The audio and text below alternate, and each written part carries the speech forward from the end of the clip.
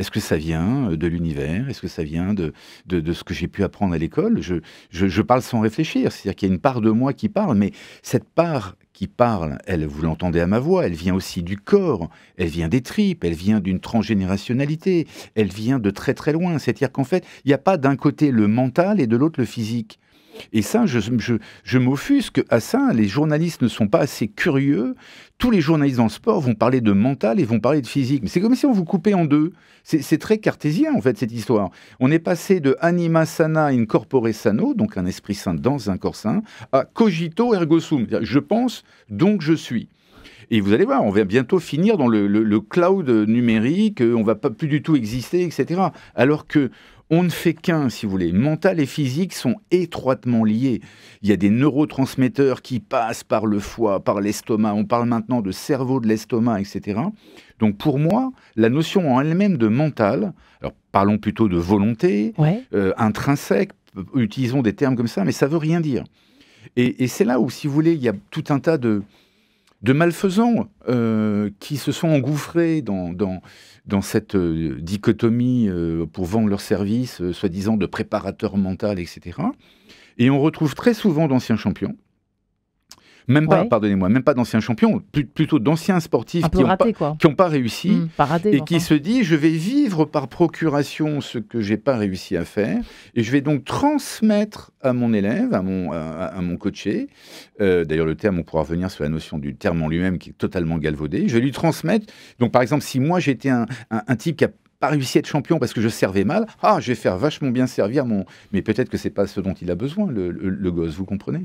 Donc en fait, on fait beaucoup de transferts, il y a beaucoup de transferts dans cet univers, et c'est absolument dommage, quel que soit le sport. Alors il y a des très très grands coachs, on en parlera au cours de cette émission, qui sont cultivés, des gens comme Guardiola en football, des gens comme Mourinho, qui font appel à la philosophie. Phil Jackson, par exemple, qui était un des plus grands entraîneurs de basket, faisait lire des textes en fonction de la qualité de ses joueurs. Mais si vous voulez, c'est une vraie école, le coaching. Ça ne s'improvise pas. Le coaching, si vous voulez, c'est tout sauf du mentoring. Lorsque vous dites à quelqu'un comment faire, c'est du mentoring. Le coaching part du principe que ce que vous allez apprendre par vous-même, toute seule, sera beaucoup plus fort que ce qu'on va vous dire. Alors justement, on va rentrer dans le vif du sujet, si vous le permettez, Christophe, puisque nos auditeurs bouillonnent. Comment on coach? Comment ça se passe, une séance? Comment ça se passe? Vous arrivez sur le lieu d'entraînement, vous observez d'abord, il y a toute une phase d'observation du sportif, d'interview, d'entretien, etc. Comment ça se passe? Il y a deux parties. Vous avez une première partie qui est sur le terrain, et vous avez totalement raison. Et là aussi, contrairement aux idées reçues, on vous dit dans les grandes écoles de coaching que plus vous êtes loin de l'objet, par exemple, imaginez quand je coachais du tennis, plus j'étais loin du tennis, meilleur j'étais, parce que d'une certaine manière, je suis vierge, donc je peux observer plein de choses nouvelles. Je ne suis pas pollué par quelque chose. Donc il y a déjà une observation sur le terrain. Tiens, pourquoi tu tires la langue quand tu fais un revers? Parce que le body speaking, pourquoi tu t'exprimes comme ça, etc. Et ensuite, en parallèle, il y a un accompagnement qui peut être fait par téléphone, parce que lorsque les joueurs sont par exemple en Australie, je ne me déplace pas à chaque séance, ça coûterait trop cher, et ça serait pénible. Donc vous avez un travail en présentiel. C'est-à-dire qu'on va chercher la pépite, c'est-à-dire le pourquoi tu es stressé, ce que Timothy Gallwey, un des précurseurs, appelait le moi numéro 1 et le moi numéro 2. C'est-à-dire qu'il y a ce qu'on fait et il y a l'angoisse. On va chercher pourquoi il y a cette crainte, pourquoi cette angoisse. Très souvent, il y a les parents qui s'en mêlent, etc. Donc l'art du coaching, c'est ça. C'est-à-dire au bout d'une heure, avec un protocole, à chaque fois on dit... Donc il faut un endroit très calme, un endroit neutre, un endroit bienveillant, un endroit surtout confidentiel, lorsqu'ils sont connus. À chaque fois, c'est comment vas-tu, avec quoi viens-tu? Et là, le coaché va avoir l'impression qu'il va raconter une histoire sans intérêt, mais en fait, c'est ce qu'on appelle l'histoire préférée. C'est-à-dire qu'il va sauter sur les mots un petit peu durs. Donc là, il faut être vraiment très à l'écoute. Et dire, pourquoi tu as dit ça? Pourquoi tu replies les bras? Pourquoi tu t'es mis à respirer tout d'un coup quand tu as évoqué ce souvenir? Et c'est là qu'on commence à travailler. Et donc, tous les chemins mènent à Rome. Ce n'est pas une méthode où on vous dit A va vers B, va vers C, va vers D. C'est très holistique, en tout cas, dans l'approche. C'est pas dors mieux, mange mieux. Non, ça, c'est du mentoring. Ça, c'est du mentoring. D'accord. Parce que ce qui marche pour vous ne marche pas forcément pour les autres. Vous comprenez? En fait, le problème du coaching, c'est que beaucoup de gens viennent avec des techniques. Ok, regardez pour maigrir, les techniques pour maigrir. Mais ça marche pas à 90%. Les gens reprennent du poids. Donc, c'est à la technique de s'adapter à l'individu, jamais l'inverse. Prenons exemple sur Raphaël Nadal, par exemple, parce que c'est quand même l'un de vos grands coachés, vos coachés célèbres, vos personnes, personnalité. J'ai pas coaché Rafa, on a beaucoup échangé sur sa performance et sur ce qu'il faisait. C'était comme un coaching, cet entretien qui était assez long, et j'ai détecté chez lui quelque chose, ouais, effectivement. C'est-à-dire qu'à un moment donné, dans son intonation de voix, dans son souffle, etc., mon cerveau est attiré par quelque chose, et je lui dis, j'ai l'impression que tu regardes pas la balle. Là, il me regarde avec ses grands yeux, parce que dans toutes les écoles de tennis, on va vous dire, regarde la balle, regarde la balle, regarde la balle. Je confirme, ouais. Et il réfléchit et il me dit, maintenant que tu me le dis, effectivement, à l'âge de 10 ans, j'avais totalement oublié, mais mon oncle Tony Nadal me disait de me concentrer sur le son que fait une balle de tennis. C'est-à-dire qu'en fait, il était en train de lui expliquer que s'il écoutait le son de la balle, il faisait appel à une précision de 360 degrés, c'est la stéréo, versus avec le regard une précision de 170 degrés. Wow. Donc non seulement Rafa frappait merveilleusement la balle à chaque fois parce qu'il la centrait mue par le son, et en même temps il entendait les pas de l'adversaire pour faire des passing shots. Et tout ça pourquoi? Et c'est ça qui est merveilleux, c'est quand on a commencé à gratter, et il avait totalement oublié, parce que son grand-père était violoniste et accordeur de violon. Donc la note juste, c'est quelque chose qui est dans la famille. Comment est-ce qu'il faisait pour ne pas regarder la balle, entre nous soit dit? Mais bien sûr qu'il la regarde. Mais comment vous avez vu qu'il n'y regardait pas? C'est un regard fuyant? Non, si vous voulez, c'est un peu l'art du coaching, c'est-à-dire quand vous observez vraiment les gens... Vous faites trop peur, Christophe, là. Non, mais je vais vous raconter donc l'autre histoire qui est merveilleuse. Je ne peux pas donner le nom parce que, d'abord, c'est un jeune avec lequel je suis toujours ami, mais qui est donc... qui était champion d'Europe de freeride. Donc, vous savez, le freeride, c'est de partir très très haut de 4000 mètres et de descendre, de dévaler des pistes, etc. Et puis, ce gosse, malheureusement, quand il a 18 ans, il fait une expédition à 4000 mètres avec son mentor. Et les deux glissent. En fait, c'est le mentor qui glisse. Et mon coaché va faire du coma et l'autre va mourir. Et très longtemps, mon coaché va porter la culpabilité de ça. Donc, les parents entendent parler de moi. Ils m'appellent en disant, voilà, on sait que vous êtes un coach, etc. On a un problème avec notre fils, il n'a plus le goût à rien, etc. Et donc, dans un premier temps, je lui fais revivre sa chute, en visualisation, etc., etc. Et on se rend compte, en fait, qu'il n'est pas du tout responsable. Que l'autre avait pris des adjuvants, qu'il avait pris des risques, etc. Alors, ils n'avaient même pas pris la météo. Or, c'était plutôt au mentor de faire ça. Et puis donc, je le coach sur sa vie, c'est-à-dire qu'on essaye de comprendre. Je découvre qu'il a une formidable intelligence visuelle spatiale, ce qui lui permet de se repérer vachement dans ces montagnes rocheuses, au point qu'il fera une école de design par la suite. Mais surtout, le point que je voulais très, très frappant, c'est que notre coaching se termine, et un jour, je reçois un coup de fil, c'est lui qui m'appelle, et à la voix, alors que je savais qu'il s'était cassé la gueule de nombreuses courses à 4000, etc., je sens qu'il est heureux. Je lui dis, mais tu es où, là? Décris-moi la scène. Il me dit, je vais faire du kitesurf, je suis dans le sud-ouest, je suis tellement heureux de ce que tu m'as apporté que je voulais te le dire. Je lui dis, mais décris-moi la scène. Il dit, voilà, j'ai de l'eau au nombril, il y a du vent, j'ai ma planche, etc. J'allais reposer mon portable et je voulais vraiment t'appeler. Et à ce moment-là, je me souviens que j'avais lu un article dans Le Monde, quand j'avais 19 ans, du pourquoi les surfeurs étaient blonds. Et pourquoi les surfeurs sont blonds? C'est parce qu'en fait, vous avez H2O de l'eau, de mer, vous avez O2 de l'oxygène de l'air, et lorsque c'est brassé en Atlantique, vous avez une couche de 20 cm qui fait comme de l'eau oxygénée pour blondir. Et je me dis donc, ce gosse, il est heureux parce qu'il a une hyperventilation. Et je lui dis, mais comment tu es né? C'est une question que je pose très souvent en coaching. Comment tu es né? Il me dit, mais je ne te l'ai pas dit, mais c'était dramatique. Je suis né à l'âge de 7 mois en prémat, j'ai failli crever, j'ai été sous bonbonne à oxygène, etc. J'ai été privé de ma mère. Et tout d'un coup, je comprends pourquoi il se cassait la gueule à 4000 mètres. Et je lui dis, décris-moi ta dernière course. Il dit, je prends la benne, etc. J'arrive à 4000 mètres, je sors, le tunnel est gris, la neige est grise. Vraiment, Marion, je voyais l'utérus de sa maman, quoi. Et je lui dis, j'ai compris pourquoi tu te casses la figure. C'est parce que inconsciemment, ton cerveau, lorsqu'il est à 4000, il va chercher de l'oxygène très rapidement, donc tu dévales trop vite et tu le casses Ça la lui a gueule. parlé Et depuis, il est devenu champion. Et maintenant, il fait une école de design. Ouais. C'est ça le coaching. Bon, si vous êtes des graines de champion, que vous chutez et rechutez, allez voir Christophe tout de suite. Alors après, on peut utiliser d'autres techniques qui sont formidables. Vous voyez, d'abord, il n'y a pas qu'un seul coaching. Donc il y a plusieurs techniques. Il n'y a pas qu'un seul coaching individuel. Il y a le coaching d'équipe, il y a le coaching d'organisation, il y a le coaching par la voix et la musique. Donc vous avez des gens qui sont très très forts là-dedans. Comment prendre la parole en public, comment respirer, etc. Et vous avez aussi quelque chose de formidable.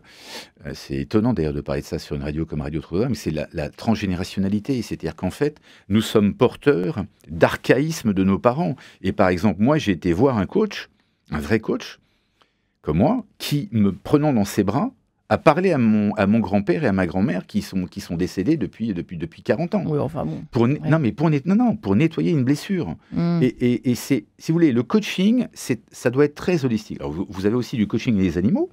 Vous qui aimez bien le cheval, il y a du horse coaching, comme on en a parlé. On a déjà parlé avec Pierre Durand. Vous avez du coaching avec les dauphins. Les dauphins aident beaucoup les enfants autistes, avec les loups. Donc, vous voyez, le coaching, c'est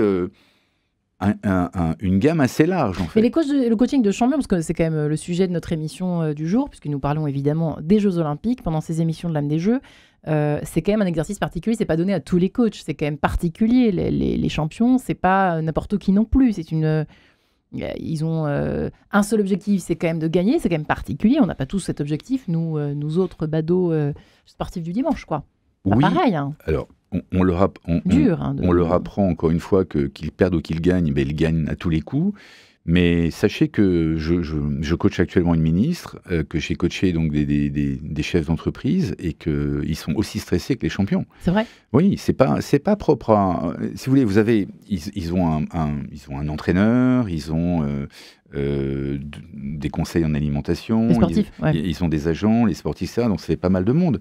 Mais si vous voulez, la recherche de la pépite, elle est toujours la même. Hein. C'est à savoir quelle est la blessure de l'enfance qui est enfouie et comment la guérir et comment l'accueillir. Qu'est-ce qui vous a marqué dans les différentes peurs que vous avez côtoyées parmi les accompagnements de ces 150 champions environ je sais pas, donc la peur de perdre, j'imagine, il y a la peur de l'échec, bon ça, on l'a tous de toute façon, mais les sportifs peut-être encore plus, dans les moments fatidiques, la veille des JO, la veille d'un championnat, ça se gère très différemment selon il n'y a pas de gestion, j'imagine, de la peur, il n'y en a pas de pareil, quoi, en fonction des champions, j'imagine, et des championnes. Vous avez totalement raison, et bravo pour cette remarque. Celle que j'ai rencontrée le plus, c'est la recherche de la perfection. D'accord. Ah, c'est intéressant ça, la recherche de la perfection. Oui, parce qu'en fait, ces jeunes-là, qui ont été livrés à eux-mêmes très jeunes, loin de la famille, se disent quelque part dans leur psychisme, si je suis parfait, je vais être aimé. Wow. Et ils ont perdu de vue que le but de l'être humain, c'est d'être humain et c'est de ne pas être parfait. Ça, c'est très très long et difficile à désamorcer comme croyance. Et il y a plein d'autres croyances limitantes, ma chère Marie-Ange.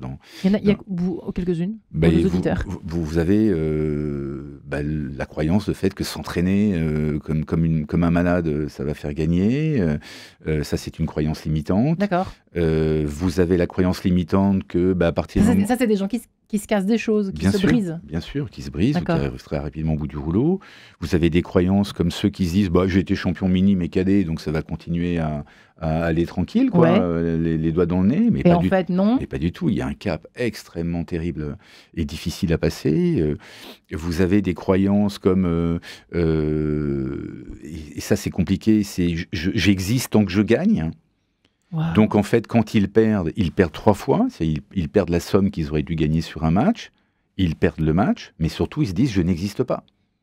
Ils associent vraiment leur réussite à ce qu'ils sont profondément. Et là, le travail consiste à les aider à comprendre qu'ils sont bien mieux qu'un simple champion ou qu'un simple résultat. Et qu'ils existent, reprendre un entraînement et retenter leur chance. Bien sûr. Au lieu de tout arrêter parce que ils s'aiment plus, quoi. Enfin, ils peuvent plus se regarder dans la glace en disant mais on va faire une émission sur ce sujet bientôt, ma chère Marie-Ange. Mais vous prenez par exemple le cas de Rafael Nadal. Il a développé 6 aptitudes en dehors du tennis. C'est un type qui adore la plongée sous-marine et est concerné par tout ce qui est environnement, l'océan, etc. C'est un type qui adore lire. Donc il a une intelligence verbo-linguistique incroyable. Donc il ne déprime pas, par exemple. Non, il déprime pas, mais si vous voulez, il s'appuie un peu. Regardez Djokovic. Djokovic, c'est un type, il regarde jamais la télévision parce qu'il dit que c'est porteur de mauvaises nouvelles. Il fait énormément de méditation, il fait des bains glacés. La méthode Wim Hof, qui est une méthode absolument géniale. Il fait beaucoup de pep talk, c'est-à-dire qu'il sort du terrain et à un moment donné, il va dans le vestiaire et il se parle à voix haute. Donc, si vous voulez, le coaching, c'est de faire toucher du doigt à tous ces champions ces différentes possibilités holistiques en leur faisant comprendre que le sport qu'ils pratiquent, c'est juste un moyen de mieux se connaître. Ce n'est pas une finalité. Sinon, après quoi? Et regardez toutes les dépressions post-jeu, lorsque les gens arrêtent, ils prennent du poing, ils picolent, ils se retrouvent toujours dans le même circuit, ils vont devenir commentateurs, machin, ils ne sont pas capables de se réinventer. Comme on va avoir un invité dans la prochaine émission qui s'appelle Jean-Pierre Vidal, qui est quand même champion olympique, lui, c'est totalement réinventé. Bien sûr qu'il reste commentateur, mais il fait du sophrane, il fait du yoga, il fait de la sophrologie, il est dans l'immobilier, il est dans les énergies vertes, il est intéressé par tout ce qui est dans le domaine de la bienveillance, les voyages, etc. Donc, c'est ça, en fait, ça fait au Moyen-Âge, on appelait ça le grand tour. Lorsqu'on venait d'une grande famille, on avait un précepteur qui faisait faire des grands tours. C'est presque aussi ça aussi le rôle d'un coach, c'est de permettre à son coaché de faire un grand tour sur lui-même et un grand tour dans l'absolu, qui comprenne que tout est en lui, mais aussi tout est autour de lui. En fait, en gros, on peut pas, selon vous, je vais être un peu radical dans ma question, mais est-ce que c'est vrai, finalement, d'après tout ce que vous dites depuis le début de l'émission, qu'on ne peut pas gagner si on ne se connaît pas bien? On ne peut pas gagner, enfin, être un vrai champion, en gros, si on n'a pas fait le tour de soi. Si on veut vraiment gagner, il faut d'abord s'aimer soi-même. Effectivement, tellement c'est dur. Bien. Tellement il faut éprouver les autres, s'éprouver soi-même, éprouver les contraintes, les limites, le terrain, la forme physique, la fatigue. C'est extrêmement difficile. En fait, on ne se rend pas compte, je crois. Non, on ne se rend pas compte tant qu'on ne l'a pas vécu. Mais c'est extrêmement difficile d'être un champion. D'ailleurs, il faut être hors norme, peut-être même avec une connotation négative. Il faut être un peu barré pour être champion. Dans le top 100 ATP, en tennis, franchement, j'en connais très peu qui sont très intéressants. Vous les inviteriez même pas à dîner, vous emmerderiez. Mais non, mais ils ont franchement, on est presque à la limite de la folie. Non, mais de l'autisme en tout cas. Vous voyez, on s'est fermé des choses. Rares sont ceux comme Rafa, Federer ou d'autres. Bien sûr qu'il y en a. Mais je veux dire, il y en a beaucoup que... Oui, monomaniaque un petit peu. Oui, vous resteriez 5 minutes à prendre un café avec eux, vous diriez, mais c'est bon, ça suffit, j'ai passé à autre chose. À la télé, c'est notre idole. En match ou au JO, si on a la chance d'y assister, c'est notre idole. Et puis, évidemment, si on imagine, si on vous croit, si on vous entend, c'est presque décevant de se dire ça, mais effectivement, ils doivent être tellement concentrés sur leur réussite à venir, toujours celle d'après. Parce que j'ose même pas imaginer à quel point ça doit être... plus que difficile, c'est presque inatteignable. Et puis surtout, pour nous autres. Parfois, ils se mettent à perdre, ils ne savent pas pourquoi. Et puis l'environnement fait beaucoup. Vous voyez, les compagnons et les compagnes de ces champions, la famille, la manière dont ils ont été élevés.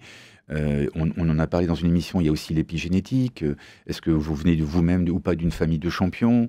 Mais voyez, c'est quand même l'esprit, c'est d'avoir un esprit sain dans un corps sain. Et de garder bien les pieds sur terre. J'ai l'impression que c'est un peu ça que vous nous dites au fur et à mesure de toutes ces émissions. Bien sûr. Je commence moi aussi à bien vous connaître, Christophe, faut pas croire. Voilà. Vous êtes une très bonne coach, Marie-Ange. Ah ben écoutez, si seulement, un jour peut-être, le jour... demain est un autre jour et surtout l'avenir le dira. On verra bien. Moi je suis pas contre, mes chers auditeurs, chouchou. Bref, je parle trop, je suis trop longue pour cette émission passionnante avec vous. Merci Christophe Bourgois-Costantini, vos conseils, vos recommandations dans cet ouvrage, je vous rappelle, les 100 meilleurs exercices d'auto-coaching Tiziat Téno, c'est le petit dernier.